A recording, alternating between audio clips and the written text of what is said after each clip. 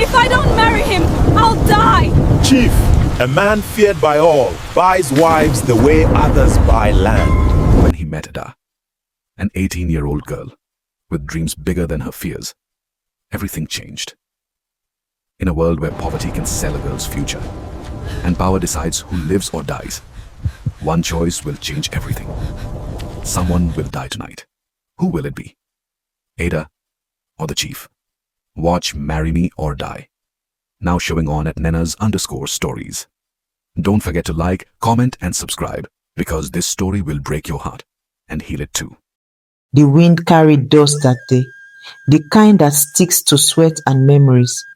Ada stood by her father's small wooden stall in the market, arranging tiny heaps of gari on an old tray when a black jeep rolled in, scattering silence in its wake. Every trader froze. The car door opened and out stepped Chief, the man whose name made grown men stutter. 60 years old, a politician, rich, ruthless, and feared. People said his heart was made of gold, but the kind buried 6 feet underground, unreachable. He had 3 wives already, all living under his iron control. But for him, women were not companions. They were trophies. And when any wife displeased him or couldn't bear a child, he replaced her like worn-out furniture. That day, he wasn't in the market to buy. He was there to collect. Ada's father had been owing Chief's company rent for 2 years. The pandemic of debt had eaten into their dignity. Each time the Chief's lawyer came, he left with insults and threats. And now, Chief himself had come. "Where's your father?" Chief asked, his voice deep like thunder under a roof. Ada swallowed, her voice trembling. He's at home, sir." "He's sick." Chief looked at her weirdly, and for the first time, his lips stretched into something that wasn't quite a smile. It was the look of a predator that had just found new prey. "Tell him I'll come myself," he said, adjusting his gold wristwatch. "And tell him I have a proposal that could clear his debt forever." 2 days later, Chief arrived at their mud brick home with his lawyer and 2 policemen. Ada's father struggled to sit up on the raffia bed, coughing. His wife, Mama Ada, stood beside him with folded arms and swollen eyes. "Chief, please. Business is slow. Give me time. I will pay," Ada's father pleaded. Chief laughed softly. "Time? You've had time, but I am a generous man. I will forgive your entire debt if you give me your daughter's hand in marriage." Silence fell like a hammer. Eddie froze in the doorway, the bowl she held slipping from her fingers. Her mother gasped, covering her mouth. Her father stammered, "Chief, she's still a child." "She's 18. Chief cut in, his tone cold. "Old enough to cook, old enough to warm a bed, old enough to make choices. Do you want to remain in debt forever, or do you want comfort?" When they hesitated, his smile vanished. "Refuse, and I'll make sure you never sell in my market again. I'll take your shop, your land, and your peace." He stood, leaving the smell of expensive cologne and danger behind. That night, tears rolled. Ada wept silently as her parents argued. Her mother, desperate and broken, whispered, "At least you live in comfort. He will feed you. Do you want us to starve?" Her father banged his fist on the wooden table. "My daughter is not a price tag. She will go to school, but poverty is a louder voice than pride." And by dawn, the house that once echoed with laughter now echoed with silence and shame. Ida was sold, not with coins or contracts, but with fear. The wedding was quick, a handful of witnesses, no songs, no laughter. The chief's compound stood wide and arrogant, marble floors, fountains, guards with guns, and wives with sad eyes. That night, Ada felt her heart shrink. She realized she hadn't married a man, she had married a cage. Days turned into weeks, weeks into months. Chief's temper was legend.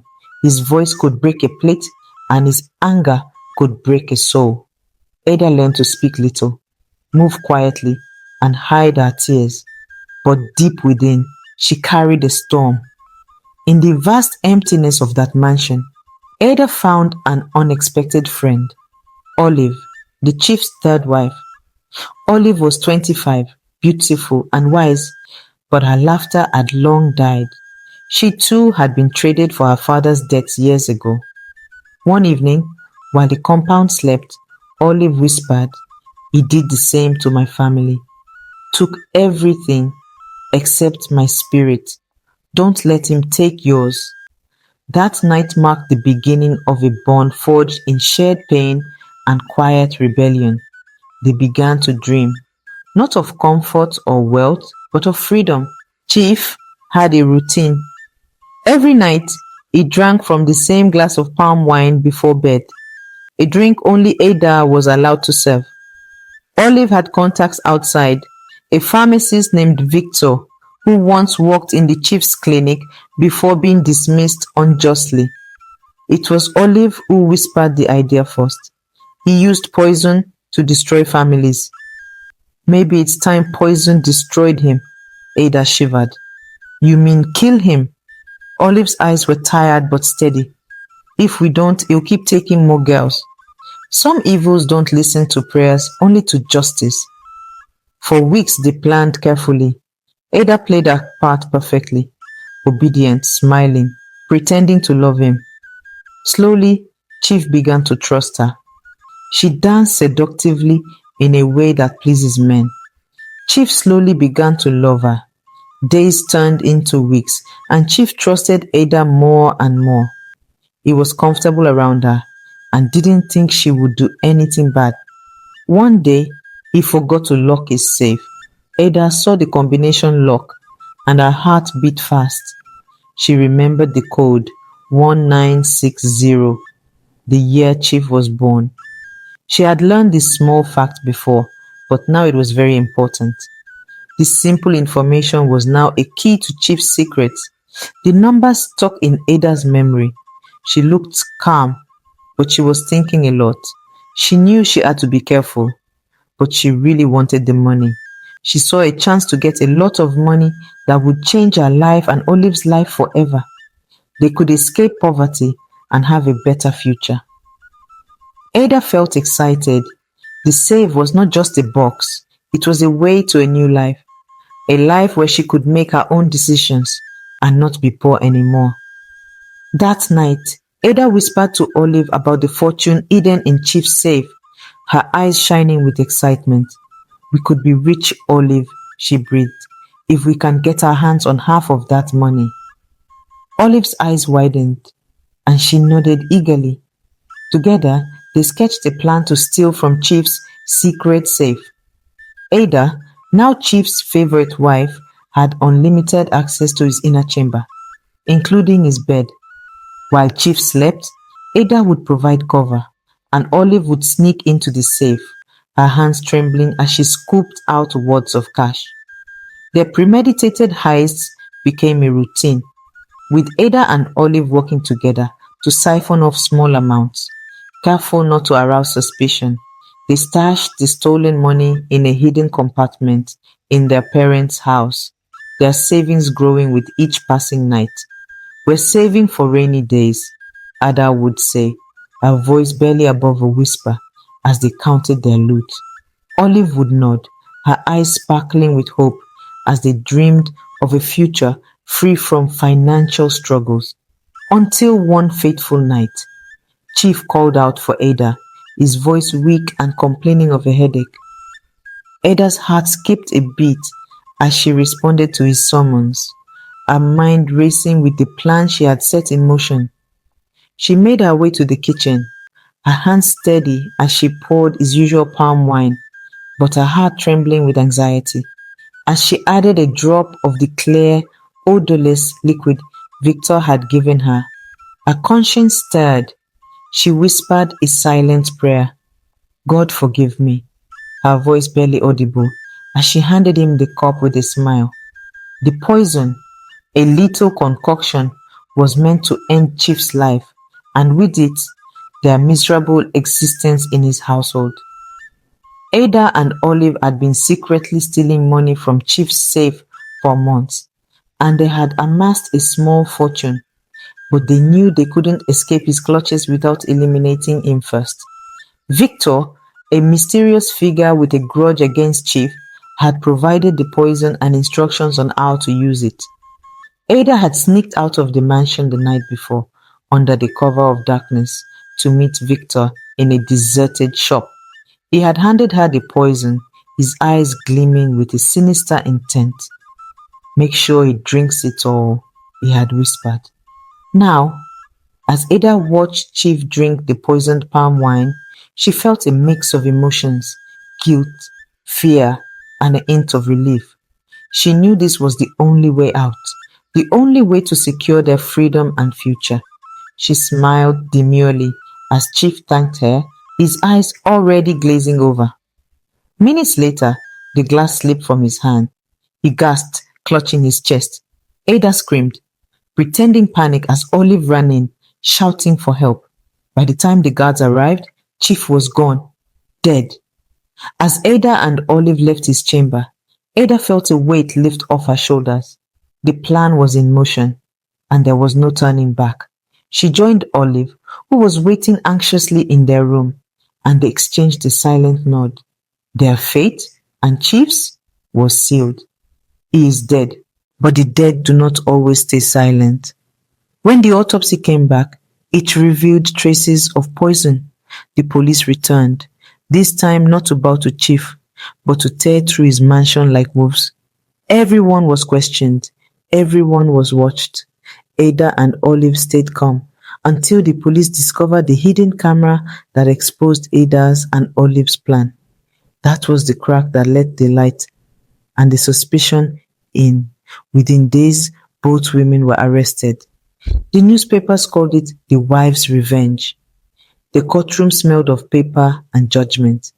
Ada and Olive stood trembling, her wrists in chains, her face pale. The prosecutor's words sliced like knives. These women poisoned a man of honor. But the defense lawyer asked a quieter question. What kind of honor forces young girls into marriage with fear and death? Ada broke down. She confessed everything.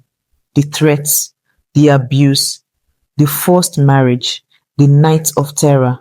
She said, "I only wanted to live." The court fell silent. Even the judge looked down for a moment, heavy with thought. After long deliberation, the verdict came. Guilty, but with mercy. They were sentenced to 15 years in prison, reduced later to 8 years for good behavior and presidential pardon. Prison wasn't the end for Ada. It was the beginning of understanding strength. Behind those walls, she learned to read better. She studied, wrote letters, and even started teaching other inmates how to write their names. By the time she was released, she was no longer the scared girl from the market. She was a woman reborn through fire. Olive, too, found peace in faith and forgiveness. Together, they vowed to rebuild their lives, no longer as victims, but as survivors. With the little savings left from the hidden money heist that her parents had preserved, Ada went back to school. She graduated, became a teacher, the dream she once whispered into the night while trapped in the chief's mansion. Years later, she stood before her students, chalk in hand, wearing a white blouse and a calm smile. She looked at their eager faces, girls and boys alike, and said softly, "Education is freedom. Never let anyone buy your dreams. The moral poverty is not a crime, but selling your child to escape it is. A parent's duty is to protect, not to trade. A man's wealth does not give him the right to buy another person's future. And for every other the world silenced, there will always rise another who will say, I will not be sold."